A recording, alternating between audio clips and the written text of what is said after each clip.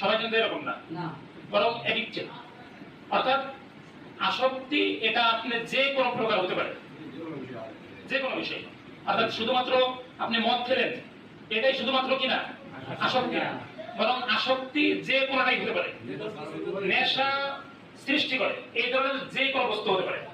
এখন এটা মদ, গাঁজা, হিরোইন, ফেন্সিডিল, ইয়াবা, এছাড়াও অনেক ক্যাটাগরি। সাইকোলজি ক্লাস, আজকে কোন ক্লাস? Psychology class. এইভাবে কয়েকটা পর্ব আসবে। অর্থাৎ আমাদের এই যে বইটা, এইখানে সাইকোলজিক্যালি কিছু বিষয় আলোচনা করা হবে, এরপরে আপনার অ্যাডিক্টেড কিছু বিষয় আলোচনা করা হবে, ঠিক আছে? এইভাবে ধাপে ধাপে, মানে আমরা এটা কয়েকটা সেশনে আলোচনা করব, ঠিক আছে? মানে আজকে শেষ এরকম না, আজকে ধরুন 2 থেকে 4 পৃষ্ঠার ভিতরে আলোচনা কিছু আলোকপাত করার চেষ্টা করব, ঠিক আছে? ইনশাআল্লাহ।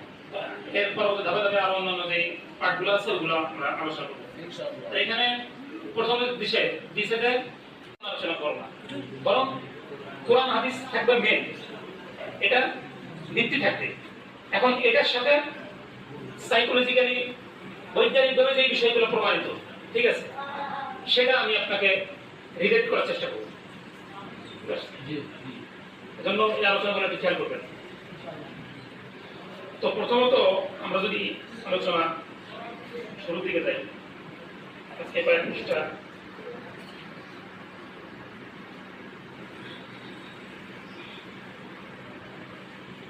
সূরা নিসা, সূরা নিসার 135 নম্বর আয়াতের মধ্যে এরশাদ ফরমান যে তোমরা ন্যায়ের উপর কি থাকো, অটল থাকো, দৃঢ়ভাবে প্রতিষ্ঠিত হও।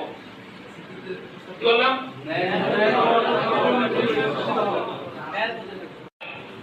এটা বলার দ্বারা যদি নিজের বিরুদ্ধে হয়ে যায় তবুও কি করো? সত্য কথা বলতে হবে, সত্য কথা বলতে হবে। এখানে মনোবিজ্ঞানের আলোকে যদি বলা হয় যে নিজের অধিকার রক্ষা করা, কিন্তু অন্যের অধিকার বেলায় কি করা? নষ্ট না করা। নিজের অধিকারকে নষ্ট করা, অন্যের অধিকারকে নষ্ট না করা। হ্যাঁ, অন্যের অধিকারকে নষ্ট না করা।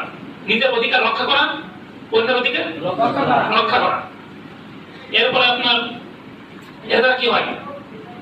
এই বিষয়টার দ্বারা ফলাফল যেটা বের হবে সেটা হচ্ছে আপনার কি হবে? আত্মবিশ্বাস বাড়বে, আত্মবিশ্বাস বাড়বে। 2 নম্বর হচ্ছে স্ট্রেস কমবে যদি আপনি এই বিষয়টা করেন। আত্মপ্রকাশ, যে কোনো বিষয় আপনি যখন কি করবেন, সাপোজ ধরেন কোরআনে কারিমের মধ্যে যেটা বললাম যে প্রথমে আপনি নিজে ন্যায় ও সত্যের